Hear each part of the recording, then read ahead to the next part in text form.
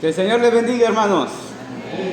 Bienvenidos a la casa del Señor, a una sesión más del tema que estamos estudiando, de la sesión que estamos estudiando. El tema central es el inicio de la vida cristiana, ¿se acuerdan?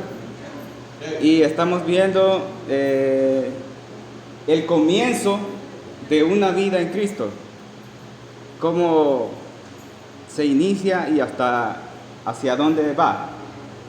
Amén. En la clase pasada, ¿se acuerdan de lo que estuvimos aprendiendo?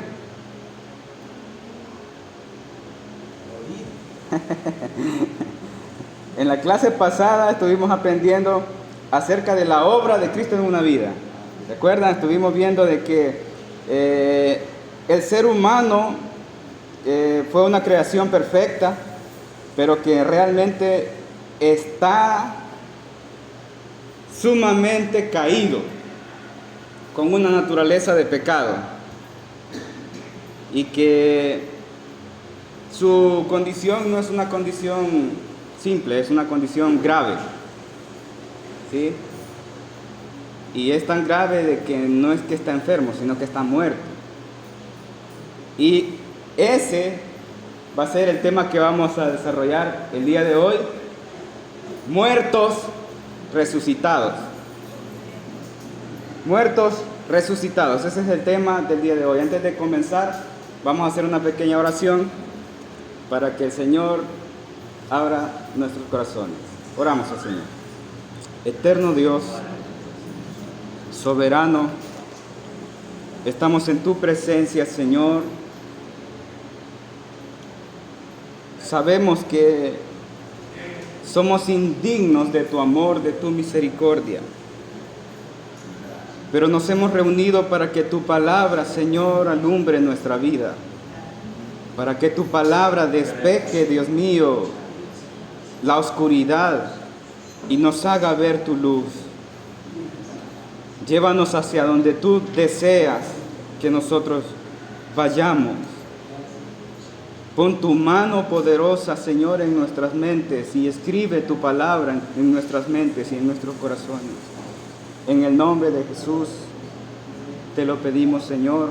Amén y amén. Hermanos, hemos escuchado durante muchos años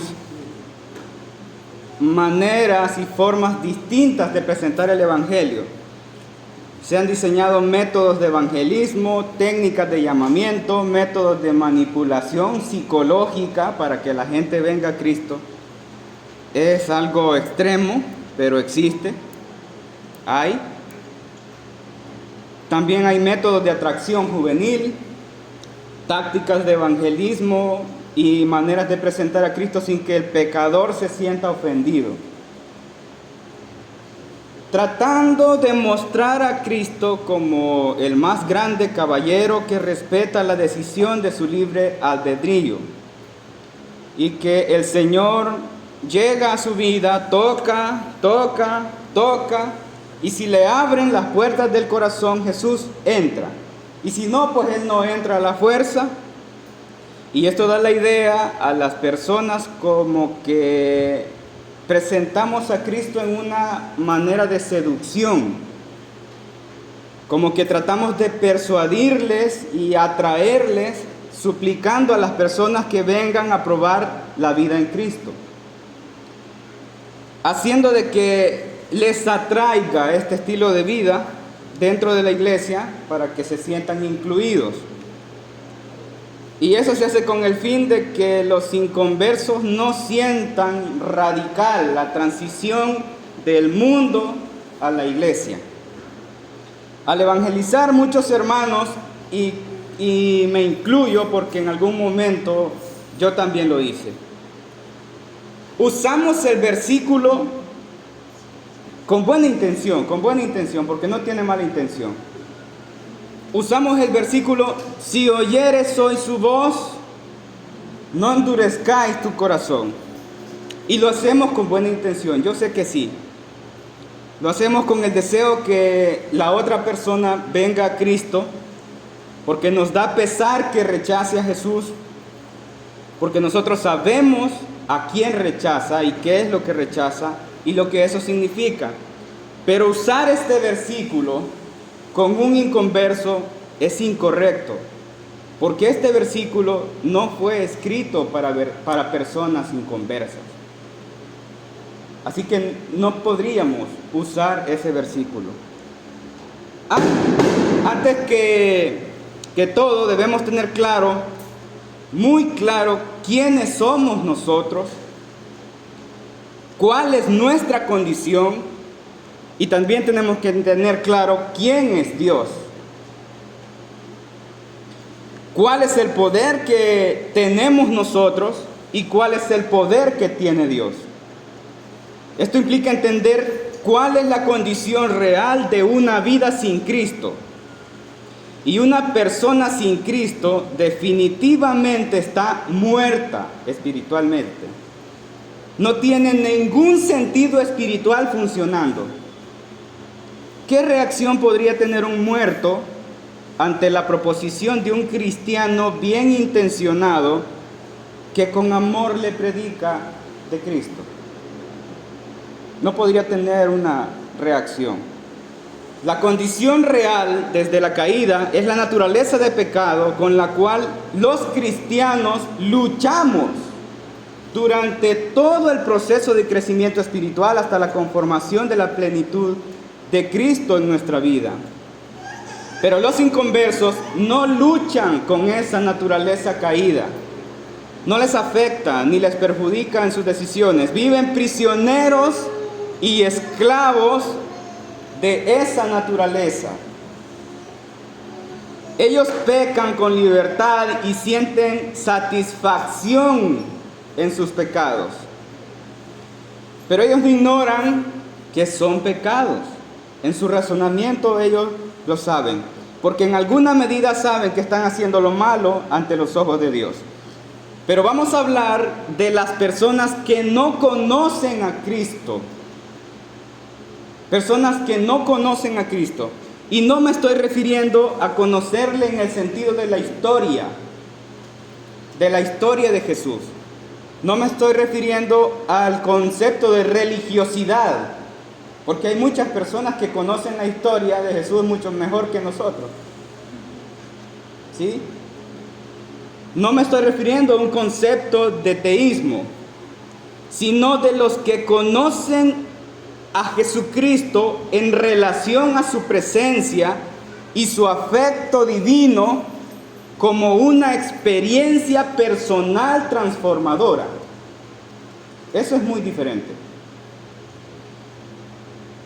La Biblia asegura que Dios ha creado al hombre en libertad, pero le puso mandamientos para proteger su identidad en pureza y santidad, en la pureza y la santidad de Dios con la que fue creado el hombre para la propia gloria de Dios. Amén. Sabemos que Dios creó al hombre con una inteligencia impresionante, pero durante estuvo en santidad por mucho tiempo, Él obedeció a cada impulso de Dios en él. Gloria a Dios.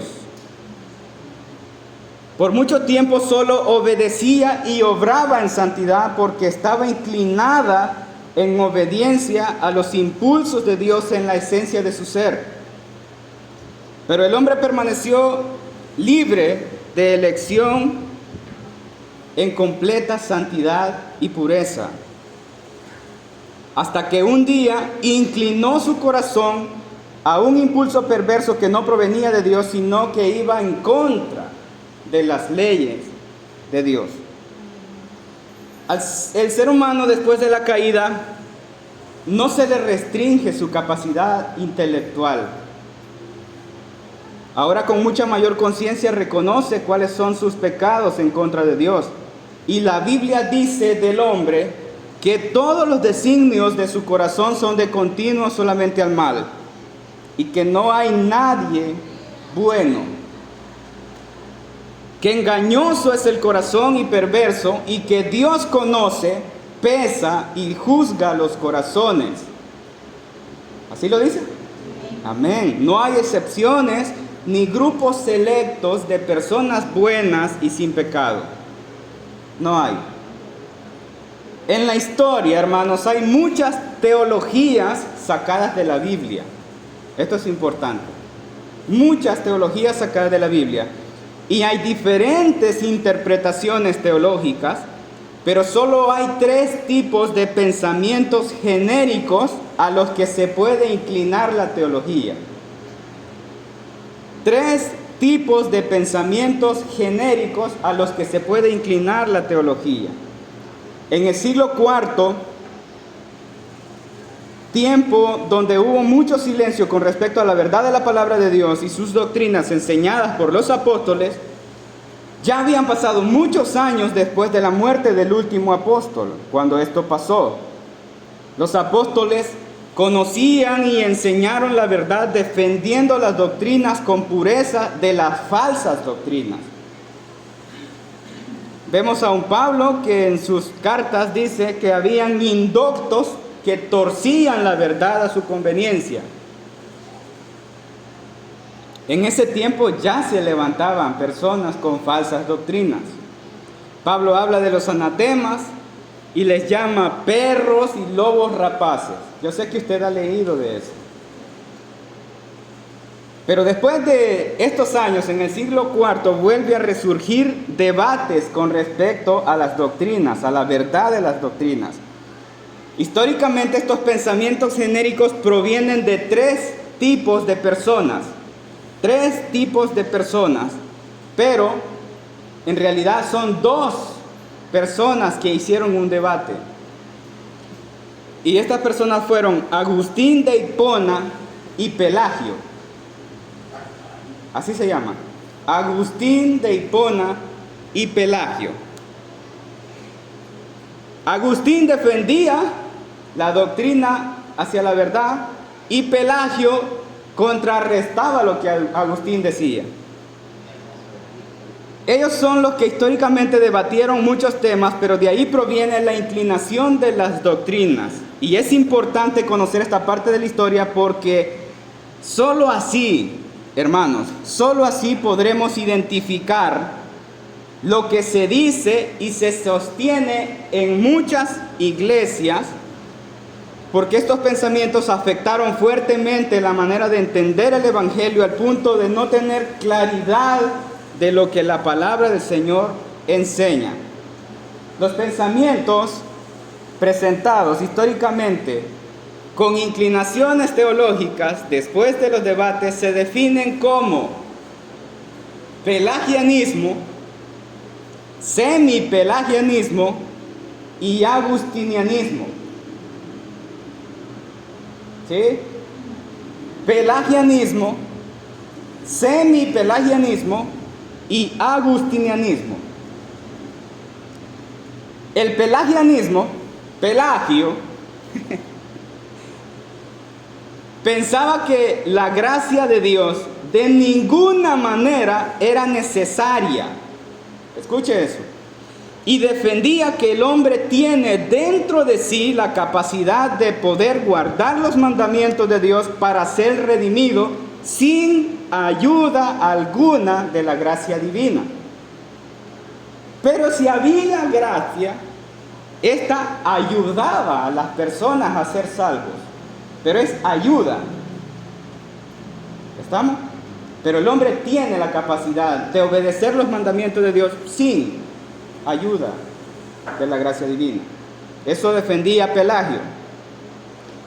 El semipelagianismo enseña que el hombre no puede ser salvo fuera de la gracia divina. Pero hay algo que el hombre debe hacer antes que Dios lo salve, y esto significa cooperar con la gracia divina. O sea, el hombre decide si acepta o rechaza la gracia divina. En el hombre está la decisión. ¿Estamos? Amén. O sea, él le da permiso al Señor para que el Señor opere en su vida. Eso es lo que defiende el semipelagianismo. El agustinianismo defendía la dependencia absoluta de la gracia de Dios. Agustín pensaba que un pecador caído no podía reaccionar ni responder al Evangelio de Cristo sin impulso del poder de la gracia divina. Y rechazó el pelagianismo como un simple humanismo, pensamiento que no estaba adherido a la fe cristiana. Porque una persona que tiene la capacidad de cumplir los mandamientos de Dios no necesita a Cristo,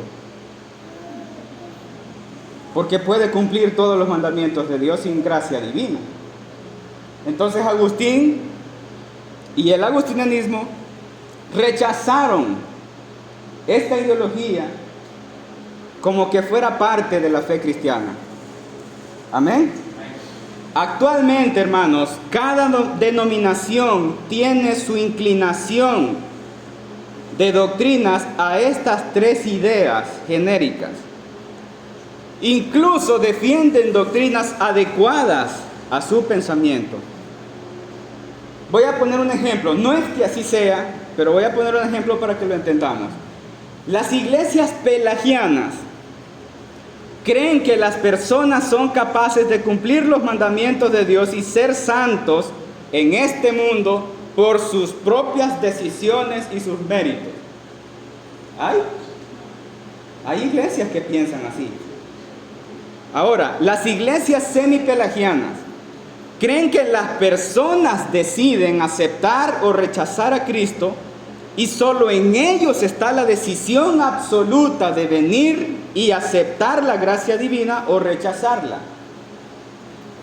Y al decidirse por aceptarla, entonces, en cooperación de Él y la gracia divina, se avanza en el cristianismo. Pero tiene que decidir Él antes si acepta o rechaza la gracia de Dios. Entonces también encontramos un mérito personal, un mérito propio. ¿Hay iglesias así? Sí. Quiero decirle, hermanos, que lamentablemente el cristianismo que se ha predicado enseña y defiende esto, que todas las personas tienen su libre albedrío y pueden decidir si venir a Cristo o decidir si rechazan a Cristo. Lamentablemente es nuestra realidad. Las iglesias agustinianas creen que solo la gracia divina y el poder de Dios es el que nos levanta y nos trae a los pies de Cristo. Y solo es por su gracia y su poder divino que nosotros inclinamos nuestro corazón a sus mandamientos y vencemos. Amén. Esos eran los debates de aquel entonces en el siglo IV. Pero quiero dejar muy claro algo, hermanos. Lejos de aceptar una interpretación de Pelagio o de Agustín, porque ellos son humanos, nosotros no podemos aceptar una interpretación humana como algo infalible. Somos exhortados a escudriñar las Escrituras, la verdad infalible de Dios que está en su palabra. Y debemos probar todo lo interpretado por medio de lo que Dios ha dicho en su palabra. No apoyamos la infalibilidad de interpretación humana o de muchas personas juntas que opinen lo mismo. Porque no podemos ser que a donde grita Vicente, ahí va toda la gente. Tenemos que escudriñar la palabra del Señor. Gloria a Dios. No podemos aceptar alguna interpretación solo porque a esta persona se le llame santo. No importa quién sea el teólogo y qué tan famoso sea y los estudios que haya tenido, la historia que tenga, no importa su currículum. Todas las palabras de una persona deben someterse al filtro de la palabra de Dios. Y si en algún momento hay una desviación del enfoque de la gloria absoluta de Dios, deja de tener veracidad. Eso ya no es cierto. Amén. Solo hay una forma de identificar cuál es la verdad y cuándo algo es dicho e impulsado por el Espíritu de Dios.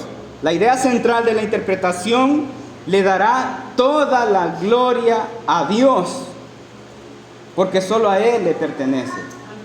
Gloria a Dios.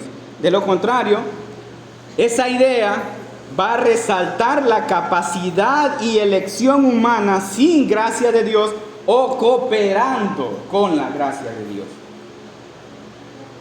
Amén. Si lo que dice una persona encierra la gracia, no puede ser producto de elección humana. No puede ser producto de elección humana. Estamos estudiando, hermanos, la obra de Cristo en una vida. Y antes de buscar cualquier tipo de interpretación personal, vamos a leer y escudriñar las palabras de Jesús con respecto a la capacidad de un hombre de venir a Él. Vaya conmigo a Juan, capítulo 6, 65. Juan, capítulo 6, 65.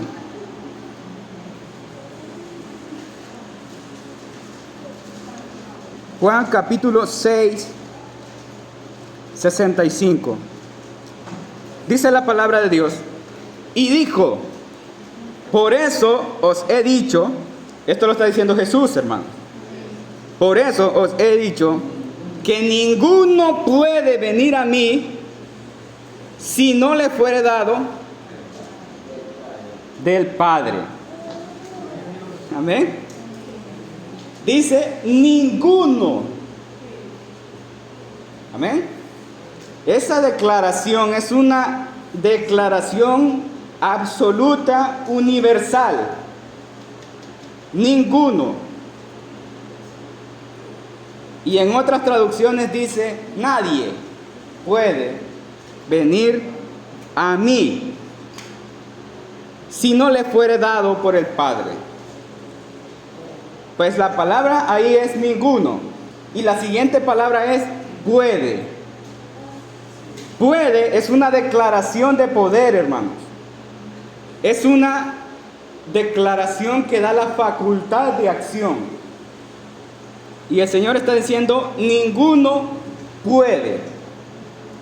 Si nosotros decimos que ningún ser humano puede caminar sobre las nubes, es porque absolutamente nadie puede. Entonces, según Jesús, ¿qué es lo que ningún ser humano puede hacer? Venir a Él. Amén. Venir a Él. Pero luego encontramos la condición necesaria que nos da el permiso de venir. Amén. Y solamente esa condición es que hace posible que una persona venga a Cristo. Y dice, si no le fuere dado por el Padre. Dado viene del verbo dar. Y está hablando de un poder que el Padre le otorga para venir a Él. Pero el versículo dice, por eso os he dicho. Eso está hablando de una repetición, porque Él ya lo había dicho antes. ¿En dónde lo dijo? Estudiemos el versículo 44 de ese mismo capítulo. Versículo 44. ¿Lo tenemos? Dice, ninguno puede, otra vez, ninguno puede venir a mí si el Padre que me envió no le trajere. Así dice, ¿verdad? Amén. Aquí encontramos otro verbo y dice, si el Padre que me envió no le trajere. Amén. La interpretación de los semipelagianos, la interpretación que ellos le dan a este versículo, es que el término trajere se refiere a que el Señor atrae a las personas como la miel a la abeja. como la luz a las luciérnagas. Es como cuando nosotros predicamos el evangelio al pecador y el pecador es atraído por Cristo para escuchar el mensaje, y en ese momento el Señor aprovecha y lo persuade y lo convence y lo conquista. Eso es lo que piensan los semipelagianos. Amén. Y solamente si ellos responden positivamente a la atracción de Jesucristo, entonces ellos reciben la gracia de Cristo. Eso es lo que defienden ellos. Pero este verbo que está escrito aquí en la Biblia Reina Valera 1960, letra Gere, también tiene otras interpretaciones en otras versiones bíblicas. El hermano Luis me va a ayudar con otras versiones bíblicas que dicen diferente. ¿Cómo dice el hermano Luis? La Biblia de Jerusalén, la Biblia de Jerusalén, tercera edición. Nadie puede venir a mí si el Padre que me ha enviado no lo atrae. Nadie puede venir a mí si el Padre que me ha enviado no le atrae. ¿Otra versión? La Biblia Dios habla hoy. La Biblia Dios habla hoy. Nadie puede venir a mí si no lo trae el Padre. Nadie puede venir a mí si no lo trae el Padre. Otra versión que diga le atrae o... ¿Sí? Esta es una versión PTX. Ajá. Nadie puede venir a mí si el Padre que me envió no lo atrae. Si el Padre que... Vea, lo que quiero que veamos aquí es que el verbo ha sido enfocado a atraer. Amén. En el original del griego, hermanos, según Kittel, el diccionario griego de referencia escritural lingüística lexicográfica contemporánea de ese tiempo, el verbo usado en esta expresión tiene una traducción mucho más fuerte que la palabra atraer o persuadir. Hay otra palabra que realmente define con mayor expresión este suceso. Pero para eso quiero que leamos dos versículos en donde aparece el mismo verbo describiendo esa acción. Hechos capítulo 16, 19. Luis, ¿me lo buscas ahí también? Hechos capítulo 16, 19.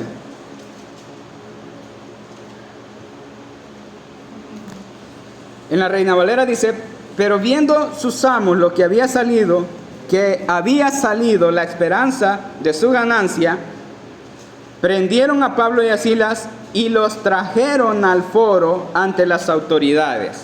Dice, los trajeron. ¿Cómo dicen otras versiones, hermano Luis? La Biblia Sagrada, Bóveda Cantera, dice, ¿sí? Al ver sus amos, ¿sí? que se les había ido la esperanza de sus ganancias, haciendo a Pablo y a Silas, los arrastraron al foro ante los magistrados. Al foro de los magistrados. Otra versión que digan los arrastraron. La Biblia Jerusalén, tercera edición. La Biblia Jerusalén, tercera edición. Al ver sus amos que se les había ido su esperanza de ganancia, prendieron a Pablo y a Silas y los arrastraron hasta el agora ante los magistrados. Amén. Vemos otro verbo, ¿verdad? Entonces, la traducción ahí encierra otro que dice arrastrar. Ahora quiero que vayamos todos a Santiago capítulo 2, 6. Santiago 2, 6. La Biblia Reina Valera 1960. Pero vosotros habéis afrentado al pobre. ¿No os oprimen los ricos y no son ellos los mismos que os arrastran a los tribunales? ¿Qué palabra cree usted que está escrita ahí?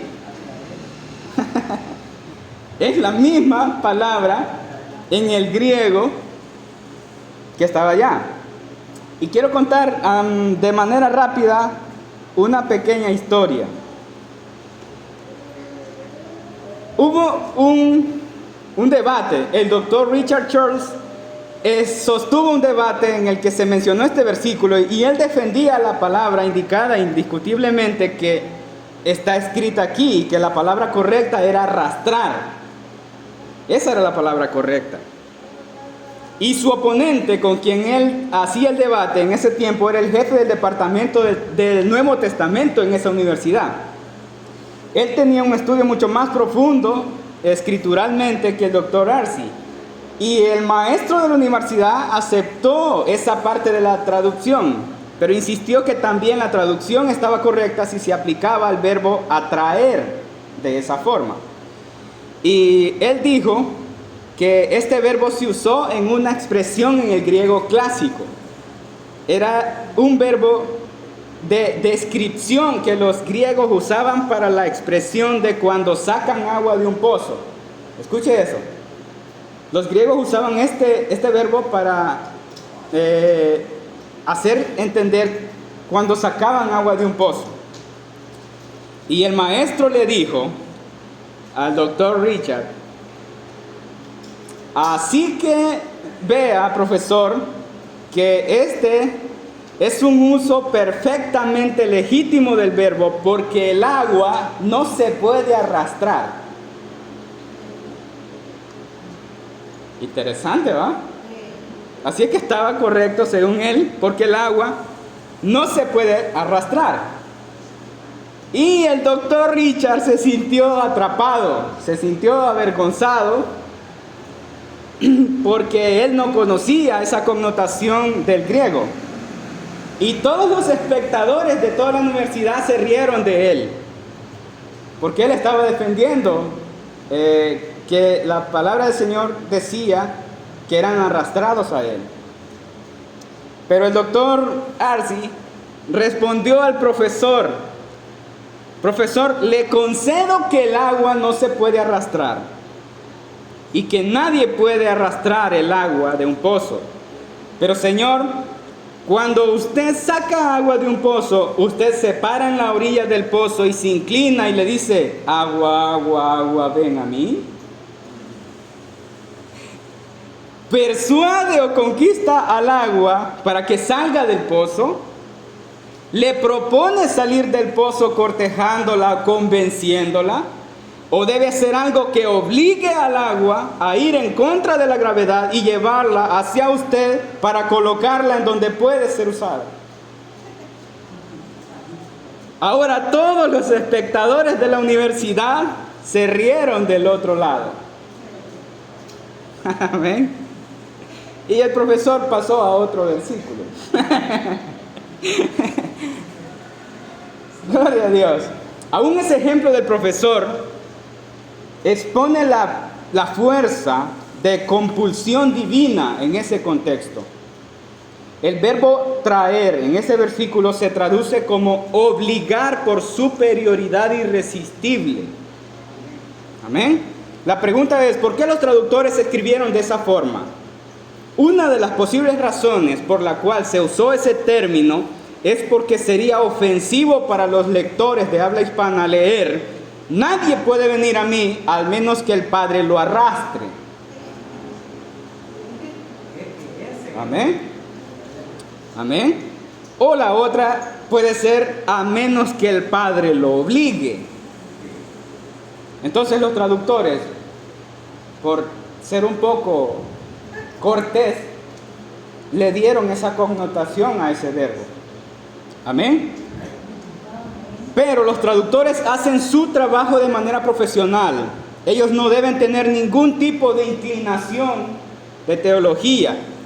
Ellos tratan de ser honestos y cuidadosos, lo más honestos y cuidadosos posibles en traducir del griego al español. Estamos viendo entonces que la idea del agustinianismo indica que se inclina a la verdad. Amén. Ahora quiero que veamos la conversación de Jesús con el principal maestro de la ley en Juan 3:3. Juan 3:3. Respondió Jesús y le dijo: de cierto te digo, que el que no naciere de nuevo no puede ver el reino de Dios. Amén.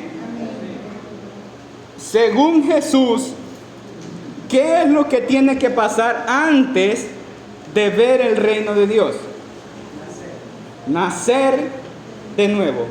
Nadie puede verlo a menos que Dios le haga renacer. Nadie puede renacer por sí mismo. Amén. El semipelagianismo tiene personas que eligen a Cristo antes de haber sido renacidos por Dios.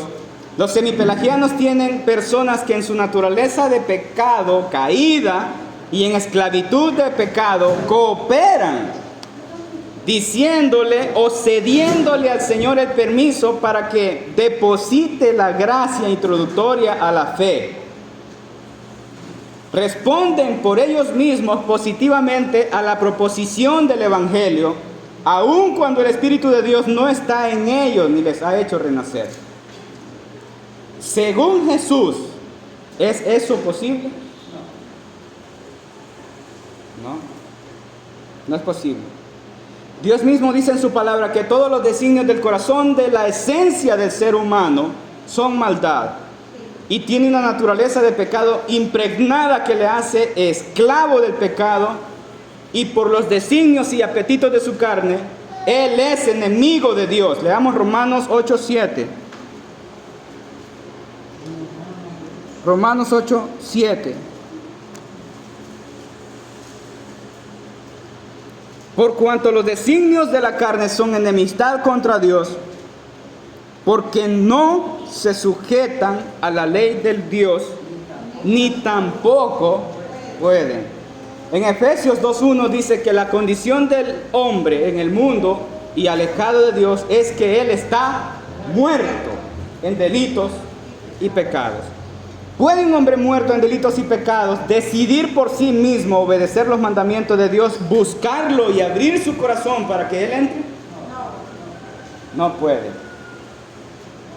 El apóstol dice que no se sujetan a la ley ni tampoco pueden.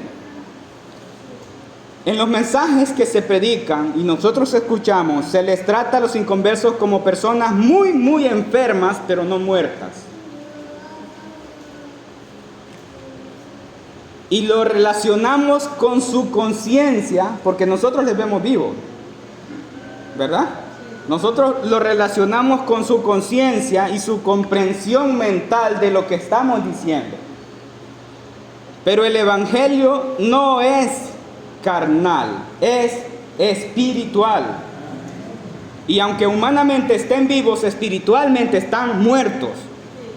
Y no pueden reaccionar por sí mismos a los predicadores después de un mensaje. Por sí mismos no pueden reaccionar. Y vemos a las personas y a los predicadores después del mensaje haciendo llamamiento, y a veces te hacen cuenta regresiva. Cuento 3, cuento 2, para cerrar la oportunidad de salvación. ¿Ha oído eso? ¿Sí? Entonces, ¿qué damos a entender con eso? Que ellos tienen la decisión. Amén. Entonces,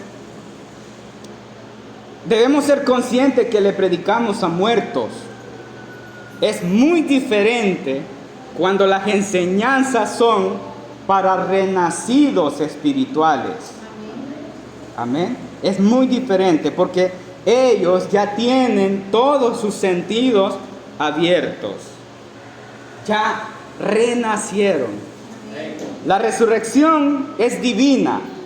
Pasar de la muerte a la vida es algo increíble y maravilloso. Y hay una historia que describe esta obra preciosa de Cristo en una vida.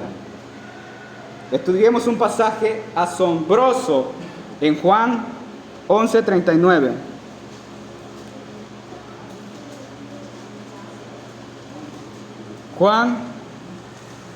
Evangelio de Juan 11:39. 39 al 44. Dice la palabra de Dios. Dijo Jesús: quitad la piedra. Marta, la hermana del que había muerto, le dijo: Señor, hiede ya, porque es de 4 días. Jesús le dijo, ¿no te he dicho que si creyeres verás la gloria de Dios? Entonces quitaron la piedra de donde había sido puesto el muerto, y Jesús, alzando los ojos a lo alto, dijo, Padre, gracias te doy por haberme oído. Yo sabía que siempre me oyes, pero lo que dije por causa de la multitud que está alrededor, para que crean que tú me has enviado. Y habiendo dicho esto, clamó a gran voz, Lázaro, ven fuera. Y el que había muerto salió, atadas las manos y los pies con vendas, y el rostro envuelto en un sudario. Jesús les dijo, desatadle y dejarle ir. Hermanos, esto es grande. Es grande. Solo el poder de Dios que vuelve a regenerar el cuerpo que se encuentra en descomposición. Solo Dios puede hacerlo. Tenía 4 días. El impulso del poder de Dios hizo abrir sus ojos a Lázaro. El poder de la palabra de Jesús cuando lo llamó hizo sentarse y ponerse de pie. Ese mismo poder lo hizo salir del lugar en el que estaba, que no era su casa. Ese glorioso poder lo hizo caminar hacia afuera de la tumba, aún con algunas partes de su cuerpo atadas, con vendas y un sudario en el rostro, los cuales otras personas tuvieron que ayudarle a liberarse y quitar de él las cosas que no le dejaban ver completamente la luz y caminar perfectamente.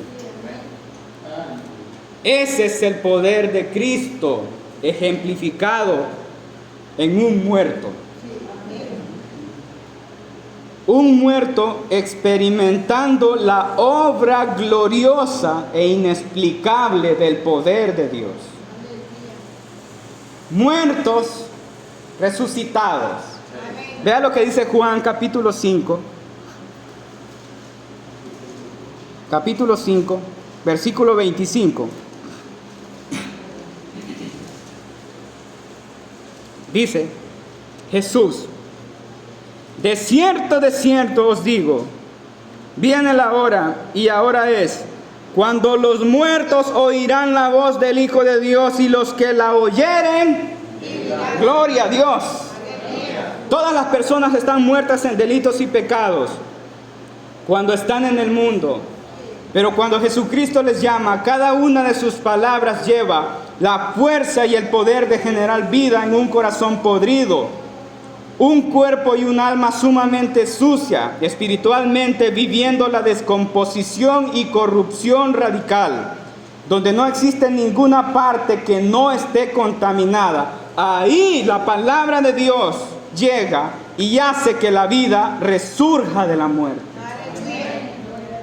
Las palabras de Jesús hacen abrir los ojos del pecador que ni siquiera se daba cuenta de la condición tan irremediable en la que estaba. Y ahora Él ha abierto sus ojos y aún puede ver y sentir cómo los gusanos caen de sus vestidos. Ahora puede sentir el aire que entra por su nariz hacia sus pulmones y tiene aliento de vida. Ahora puede levantarse y sentir que sus ropas están sucias y siente la necesidad de cambiarse de vestido. Ese mismo poder de la palabra de Jesús, el que le hace ponerse de pie y caminar hacia afuera de la tumba para ver a Jesús y seguirle. Eso es exactamente lo que ocurre en una vida cuando Cristo lo llama por su nombre. Amén. Gloria a Dios. Esa experiencia que acabamos de ver es muy diferente a los que solo pasan y repiten una oración y mascando chicle dicen que creen en Jesús. Es muy diferente esa experiencia. Amén. Yo sé que muchos de ustedes pueden describir el testimonio cuando el Señor les llamó. Y se van a sentir identificados con la resurrección de Lázaro. Cuando una persona ya ha salido de la tumba, ahora está ante Jesús, necesita líderes espirituales que le ayuden a quitar el sudario de su rostro, todo aquello que les intriga y les causa incertidumbre. Los líderes, con el conocimiento de Dios y su palabra, deben quitar y despejar sus mentes de toda oscuridad de dudas, todo lo opaco de sus temores y miedos que no les deja ver con claridad a Jesucristo. Estas personas necesitan líderes que tengan una visión clara y que puedan ver en ellos las vendas que les impiden avanzar. Y a ellos, a esos líderes que pueden ver esas ataduras, Jesucristo les dice: desátenle. Amén. Espiritualmente, los líderes deben despejar toda oscuridad con la luz de la palabra de Dios y deben ayudar a quitar de ellos todas sus vendas de sus manos para que puedan trabajar con amor para Cristo, y todas las vendas de sus pies que les impiden ir y predicar con su testimonio su resurrección y el poder de Cristo en sus vidas. De ahí en adelante, este ser humano vuelto de muerte a vida comienza un nuevo proceso de aprendizaje, porque acaba de nacer de nuevo. Gloria a Dios. En una forma sucesiva y gradual adquiere la semejanza de Cristo en santificación, siendo una nueva criatura que hoy tiene acceso al Padre Celestial y comienza desde la niñez espiritual hacia la madurez espiritual, hasta que llegue a la medida de un varón perfecto. Gloria a Dios. Pero ¿qué si los recién nacidos no tienen líderes que les quiten sus ataduras? Necesitamos esos líderes capaces de quitar sudarios y vendas. Gloria a Dios. Hermanos amados, la palabra del Señor revela que tenemos un Dios poderoso y soberano, que en el principio, por el poder de su palabra, crea lo que no existe y ordena lo desordenado existente. El poder de su palabra hace separación de la luz con las tinieblas. Él es el único que tiene el poder de dar vida y de volverla a tomar. Solo Él puede crear vida de la muerte. Gloria a Dios. La obra de Cristo en una vida es demasiado gloriosa y maravillosa para que sea fruto de una decisión de un muerto espiritual. Amén. Es solo su elección, su poder, su misericordia en un pecador que no lo merece, y a Él sea toda la gloria. Amén. Amada iglesia del Señor, no existe tal cosa como el que nosotros decidimos venir a Cristo. No existe tal cosa como el que nosotros le damos permiso a Dios de entrar y trabajar en nuestros corazones. No está correcta la expresión de yo abro mi corazón para que Él obre. Así como tampoco es correcto decir te reprendo en el nombre de Jesús. Escuchen. La Biblia dice que ni los ángeles se atreven a decir tal expresión. Ellos habitan y se mueven en santidad con autoridad de Dios. Y la Biblia dice que ellos dicen, el Señor te reprenda. Escuche eso. Y estamos hablando de los ángeles. Solo es Él y su poder. Y nosotros actuamos bajo ese poder.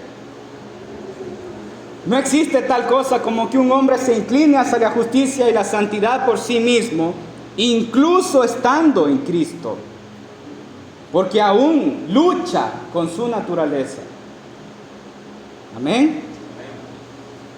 Aunque no se completa la naturaleza de Cristo en nosotros de un solo, sabemos que Él obra. Y tenemos que saber y entender que no es que Dios pone un 50% de su poder y su obra gloriosa, y nosotros ponemos el otro 50%.